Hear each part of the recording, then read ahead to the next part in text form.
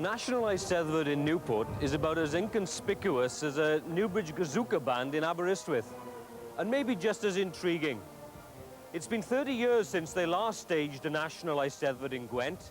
That was in Ebbw Vale in 1958, then a thriving, booming steel town, whose MP, of course, was called Aneurin Bevan, and his county was still called Monmouthshire. And that's exactly the kind of delicious mix of language, people, events and places in which the history of Gwent specialises. The official title of this year's Eisteddfod is Casnewydd, but it's been supported by large areas of the Cylch, the surrounding district. And the particular bit of the Cylch in which the whole thing is taking place is a couple of miles west of Newport, just off the M4. It's a well-known haunt of day trippers, Tredegar House and Country Park. This was the ancestral home of the Morgan family for over 500 years. But they really rose in the world in the wake of a network of tramways, railroads and canals. It was coal, iron and trade which put an aristocratic seal on their wealth and made Newport the boomtown of early Victorian Wales. I'm told Newport is booming again today. So why not welcome back Victorian Wales's greatest cultural self-advertisement, the National Eisteddfod. Like, there's been no publicity or nothing about it. Well, there's been a little bit now at Argus, like, but nothing worth losing any sleep over. It's all in Welsh, though, in Newport. I don't think there's many Welsh speakers about in Newport, so I can't read it. None of my friends can speak Welsh. I'd like to speak Welsh, like, but they can't learn, don't learn anyway. You've got a lot of people going around who are proud to be Welsh and will always, you know, protect Wales. They never put Wales down. You see a lot of people in pubs and all with tattoos on their arms and all, you know, three feathers, the dragon, anything like that. You see people walking around with Welsh rugby jumpers and rugby shirts. You know, strong feeling of Welshness in Newport. Wy'n hoffi jyst cerdded ar hyd y car, weld stondinau a pethau sy'n mynd ymlaen. I was brought up amongst quite a lot of Welsh. Disregarding what people say about Gwent, on some of the farms outside of Newport, Welsh was spoken. When I was a boy, there's no doubt about that. And you absorb a certain amount of Welsh with the names of the places, the fields. Anything to do with it, it is there all the time around you.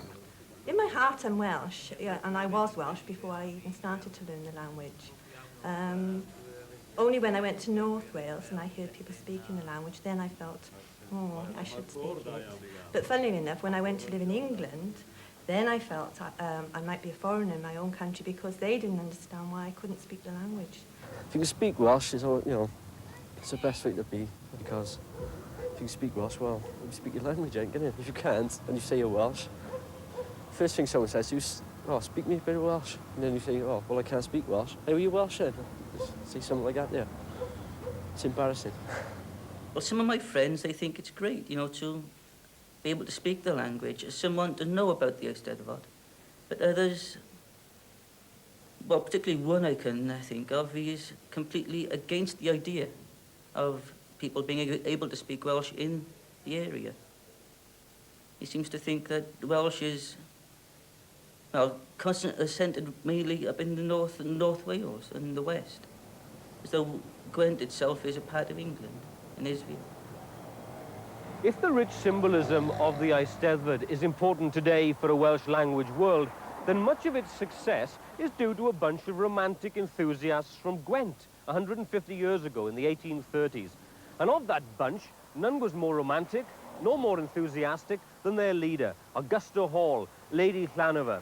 It was she who transformed a local aristocratic patriotism into a national passion.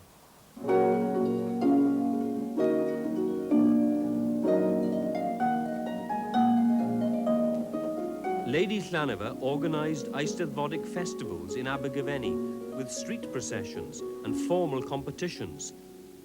The area became a showcase for Welsh distinctiveness. She encouraged the use of Welsh in schools, in church services, and all over her estates. She imported Welsh-speaking servants, some from Cardiganshire. And since she hated Lancashire cottons and calicos, those newfangled cloths, she insisted that they wear Welsh wool. Anything else she just wouldn't tolerate.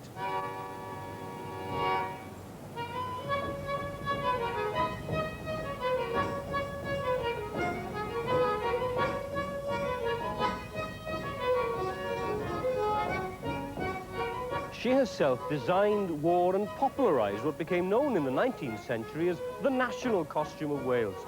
She was called, in bardic circles, the Honey Bee of Gwent, and busily she buzzed, inventing symbols and traditions, sometimes where none had existed before, and all to serve her worthy, if somewhat fantastical, purposes.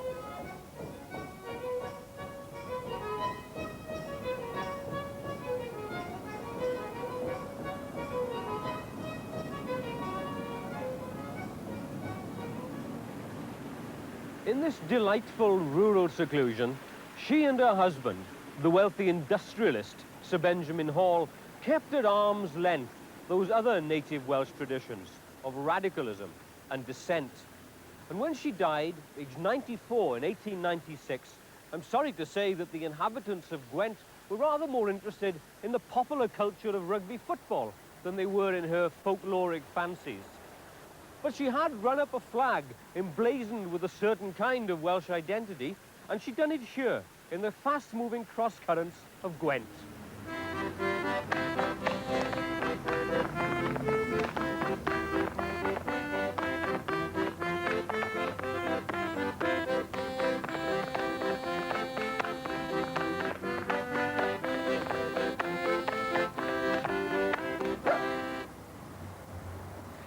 You and Tony Williams, a couple of musical entertainers from Bryn Mawr. I don't expect to see traditional Welsh folk dancing here in the market square in Bryn Mawr, Hugh. Well, no, not really. We just need the money, that's all. You know, we pass the ad around later on and get a It's few the bob in. accompaniment of the heavy goods vehicles we enjoy, I think. But you're going to do it for fun and for real in the Eisteddfod, Hugh, because you're dancing Yes, that's right. I've entered the traditional solo dance, you know, which is the step-in dance within the Welsh tradition. The one I'm doing comes from the Berwick Mountains in North Wales originally, and the shepherds used to do it. And folk dancing, traditional Welsh dancing, how important is that to you as an expression of Welshness? Well, I mean, I'm actually interested in culture of any country, you know, not particularly Welsh, just anything at all. I do happen to like Welsh dancing. It happens to be my favourite, but that's just because I like the form of dance it is, you know. It's sometimes very sedate, it can be very wild, and it can be also very stupid, you know, like dancing in the middle of the square with clogs on. Tony, you're both from Bryn Mawr, you're Yes. both English speakers. Yeah. You don't have the Welsh language at all, but have you ever thought of yourself as anything other than Welsh? No, I've always considered myself to be Welsh. I have British on my passport because generally when we go abroad, people don't know where Wales is. I mean, there's a lot of explaining to do when we go away. So, yeah, I consider myself to be Welsh, although I don't speak Welsh. You've got a small recording studio up here. That's right, And yeah. you have Welsh bands coming We in. have a few Welsh bands. I think the funny thing is, I always wish that I learned to speak Welsh, but we never had the chance in school. It should have been compulsory in school. But when the Welsh bands come in, the thing is, I actually understand what they are saying. You know, they'll sort of say something like, and all the mental folk, can you change the chords a bit? And I think to myself, well, I understood all that, so what was all the nonsense in the beginning? But the Welsh language is gone from Bryn Mawr, hasn't it, really? Yeah, so yeah. Yeah, I you don't know get the odd bit, you know, they say things like, oh, that's down tidy, that is, you know, and things like that. You've got little sayings. But just generally it's gone. I mean, even some of the pronunciations of the words, you know, like heroine around here is pronounced Irwin. Hugh and Tony, your sense of culture here in the Gwent Valleys, then, it's something all your own, isn't it? Yes, yes. It's our own culture, you know, we're valley boys. We always think of ourselves as valley boys. We should have our own anthem, you know, sort of, hiya Butty, how are you, Yes. things like that. And, Our own passports. yes, And you can just separate off from everybody else. yes. I think that's what we are, actually. We're a culture of our own in the southeast Wales valleys, I think, myself. And with that kind of Gwent energy that you've clearly got, boys, let me see you Energy, playing yeah. us out with a little bit of oomph. Hee-ho. Is he playing us? I hope so.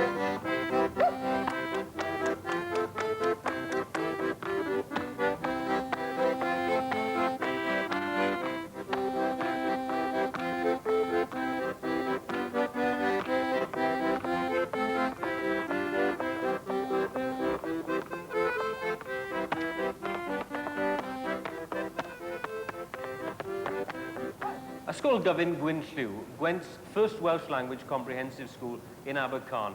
Very much a school in the making. It's not due to open until September, but I've come here today to talk to its first head, Lillian Jones, and to Labour MP Paul Flynn for Newport West, very much himself a Welsh language enthusiast in Gwent. First of all, Lillian, let me ask you, you're not just the first woman in Wales to be appointed the head of a Welsh language comprehensive, but you've got this enormous task in Gwent. How is it going to work? Where are the pupils going to come from? They're coming from all over Gwent. They're spread far and wide, actually. We've got one little girl coming to us from Mardy, the other side of Abergavenny, which is practically, well, is on the way to Hereford. We have children from Bryn Mawr, Tredegar, Cwmbran, Pontypool, Pengham, right on the borders with Glamorgan, Newport, of course, and then along towards Caldicot. So clearly the feeder schools are doing their job already. Yes, indeed. There are 6 units feeding into the school. Fine, but what about the future, Lillian? It's going to be difficult, isn't it? Are you optimistic about the future? Very optimistic indeed. The numbers have been looked at, obviously, and the forecasts made. And next year, this year our intake is 59.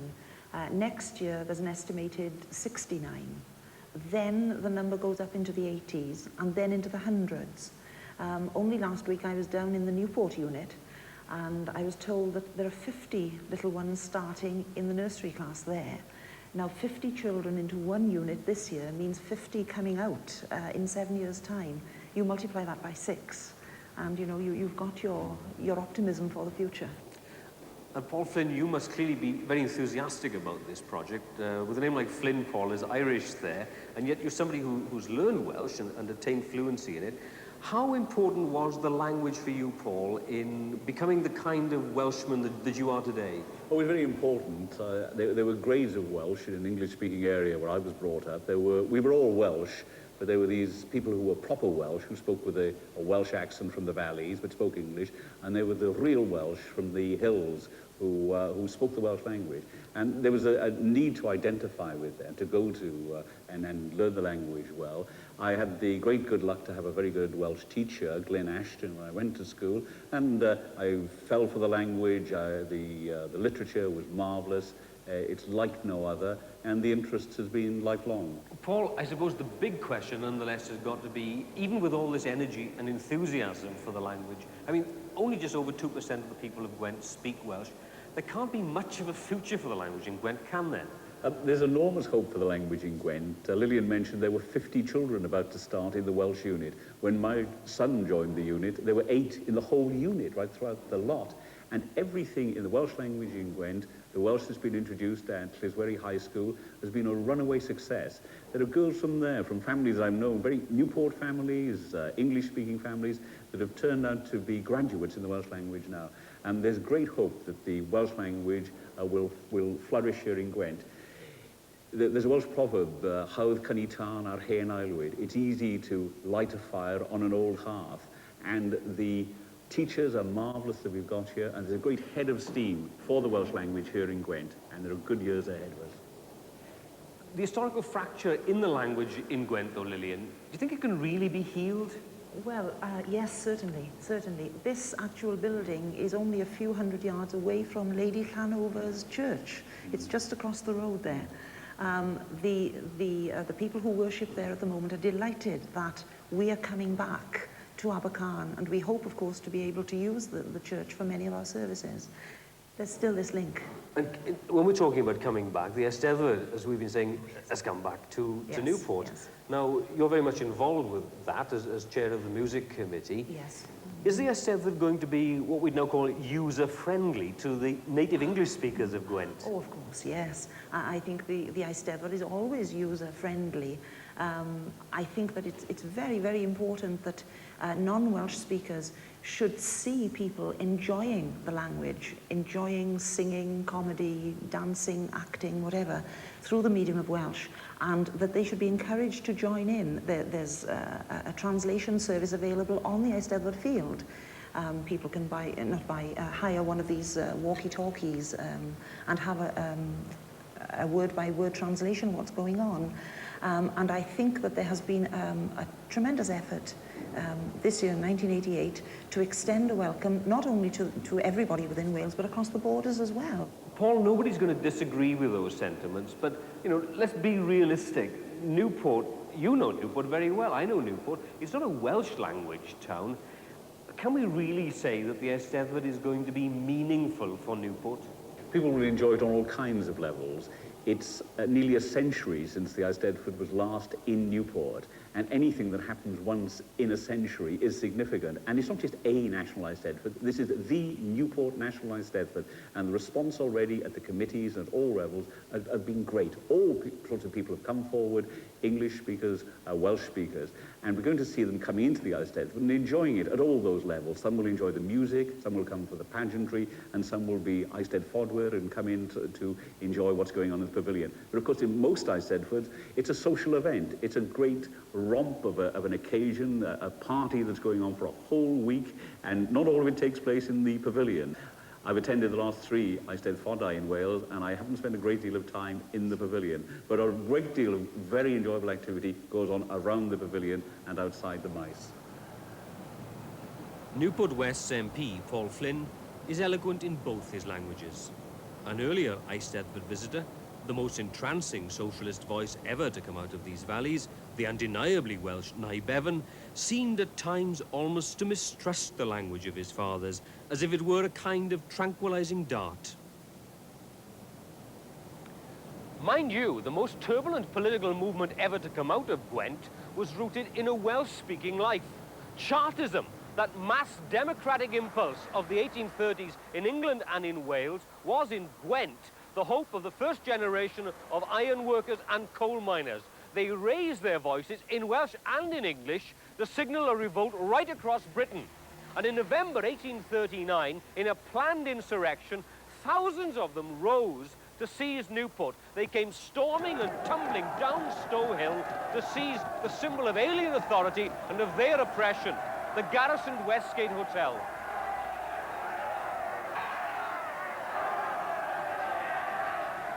From within, shots rang out.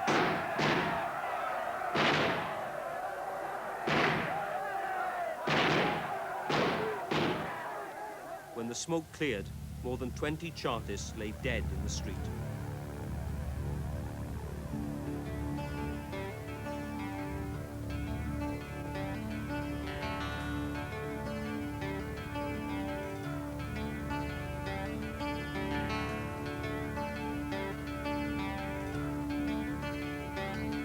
Come gather round, all you men suffering with your plight.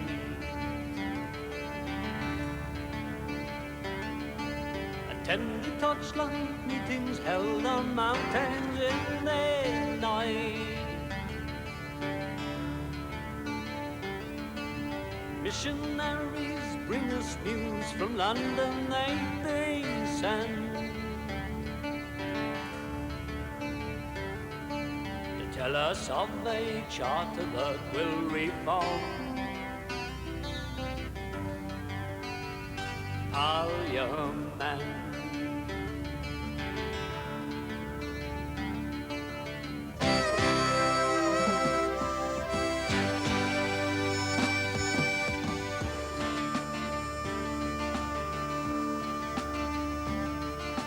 Charter it contains 6 points to help the working man.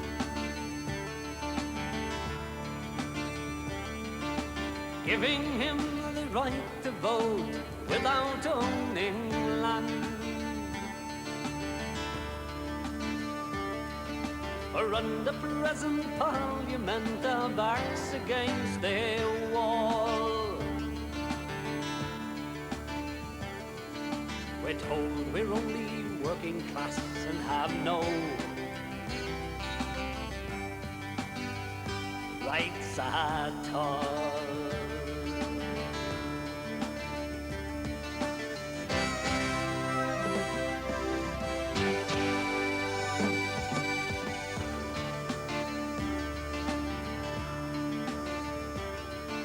So take up with the charter and our struggling ways will change. A better way of life, it says, is well within our range. Unite together, working men, without any doubt. The Charter Reform Parliament, it'll kick the old laws out.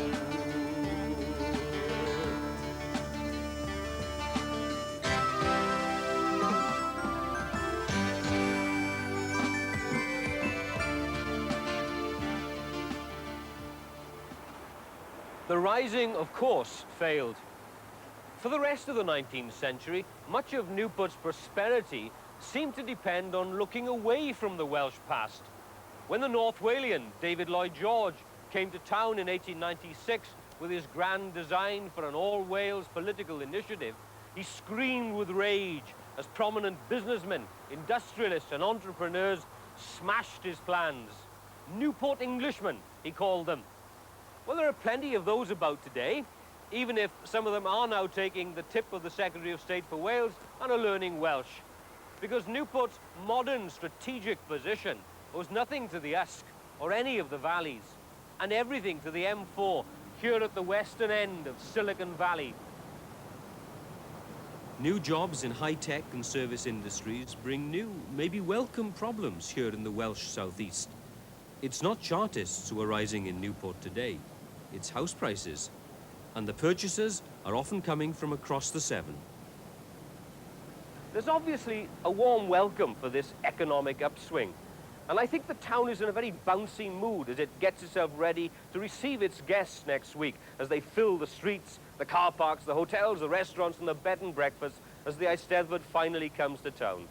And I'll tell you what, there already seems to be a very local and very lively discussion about it.